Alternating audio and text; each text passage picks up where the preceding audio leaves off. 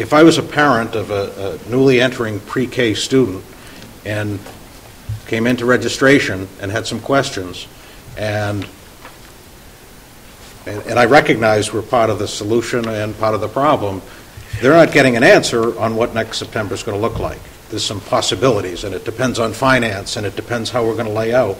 So with that in mind, I think that we may have caused, well, we have to address that inquiry. What are we going to do in the fall? The way the schedule is laid out for the finance and town meeting, we're not going to know until June. So the short answer to the inquiry is we'll know in June when our school budget is complete. And then what happens in that case? Many times they find somewhere else to go. And in order to add some decisions to the process, I have a couple of questions. One is, in the pre-K classes, are they all inclusionary, or so all are inclusionary? Yes. And the ratio of special ed to general ed students at pre-K, does that change much when it gets up to kindergarten, and are they also all inclusionary? In kindergarten, we have at least one class that is more self-contained, although we try to include the kids whenever it's appropriate. Some of those students also are coming from preschool, so we're calling it a multi-age class. So some of them are preschool age, some of them are kindergarten age. So there is that component. But the classes, the rest of the classes in pre-K and K are integrated. There may be some students that leave for specialized services like OT, PT, and speech, but we consider them inclusionary. There's over a rule, 80% of the time. if it's over 80% in the classroom, then it's inclusion. The ratio does change a little bit. We would like to keep preschool at a much slower or lower staff to student ratio, but that always runs into, how much money do we have? And just to clarify, what I'm asking the school committee is to approve of the concept of moving one position from preschool into kindergarten so we can roll out the actual plan. But we didn't want to roll out that plan, and we didn't want to even go explore that plan unless we had some direction from the school committee.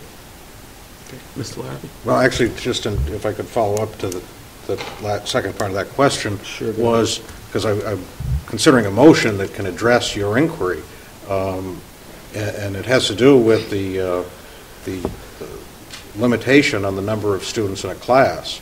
But I don't think, because that is effective on then taking a teacher and because there's a different level of certification between pre-K and K, I assume, no? Nope. And inclusionary class versus non-inclusionary class? All of our classes are inclusionary. Okay, so they're all inclusionary, except for this special. For the one special ed self-contained class, we have a person with a different certificate.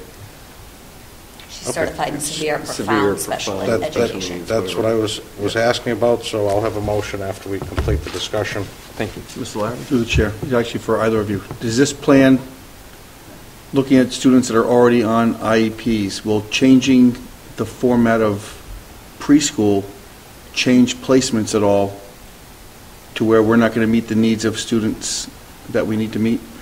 I don't think so, because with the ability to have the 6 sections, if you will, if a student needs more time, you could assign them to more than one section in a day. Okay.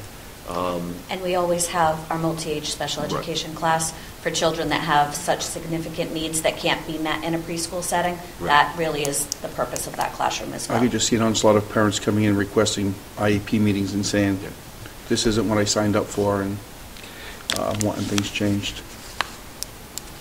I don't think that's going to be an issue. In fact, we will have to, or that's our responsibility, especially in preschool, is to make sure the needs of the students with special needs are met.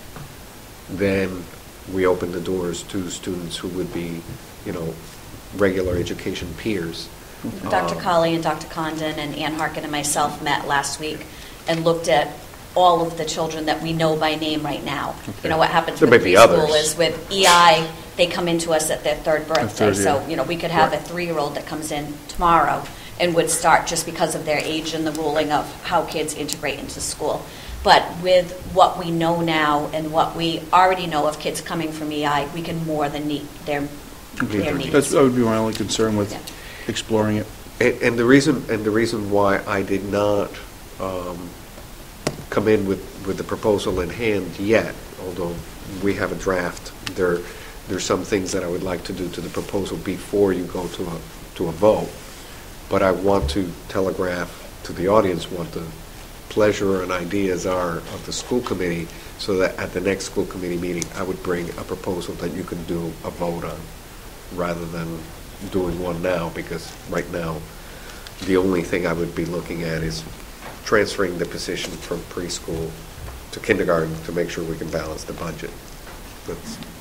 But the actual what it looks like, I would leave to the principal and the assistant down there to come up with a proposal that we can bring to the school committee at the next meeting.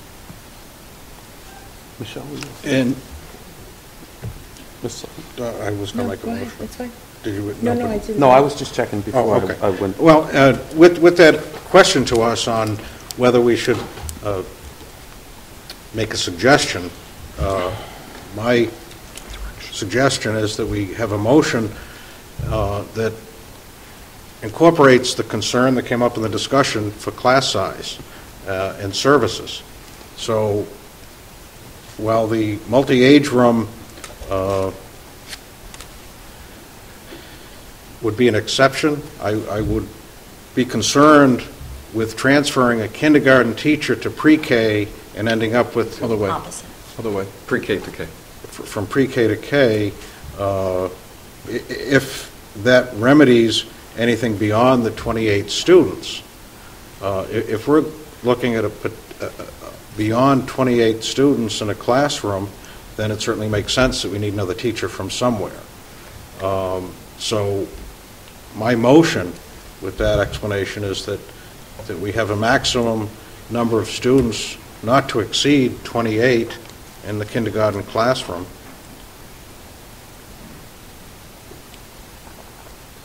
Do you need a motion from us? I don't think we do, but I think it's just a if you matter want to of have one. saying. Okay, show well, what it looks like. yeah, this is going to come to a vote when you have the look of the final, your plan. If I could, Mr. Chairman, I fully appreciate perhaps you're not in favor of the motion, but there's a motion on the table. It addresses an inquiry that we had at the beginning of this 25-minute discussion on shifting teachers and addressing our budget concern. Okay, well, there actually isn't a motion. Nobody seconded it. No, that's why I'm asking for you to ask for a second before you say we're not going to have a motion, which Is there a second? I just feel like, I thought he seconded all motions. no, I think, no, that precedent has been set, Mr. Sullivan, that we don't. I just feel uncomfortable setting a number at this time. Yeah, so I think that just the general direction of going forth with what you feel is best, and then coming forward with a plan that we will actually take action on and decide upon. I think that's probably the way we want to go. Well, I appreciate your comment on the motion that's not a motion on the table, Mr. Chairman. You were, again, making comment on a motion that isn't a motion. So your feelings are well heard. However, I believe that making decisions is a big part of where this school committee should be going. We've been asked a question. We've been told more than 28 students in kindergarten is unmanageable. And we're saying, okay, let's send that information back to the administration and we'll talk about it again sometime. So we should start to address the needs at all levels, and when a question comes up and a concern that more than 28 students is unmanageable in kindergarten, I think at some time a motion is in order, and it may not be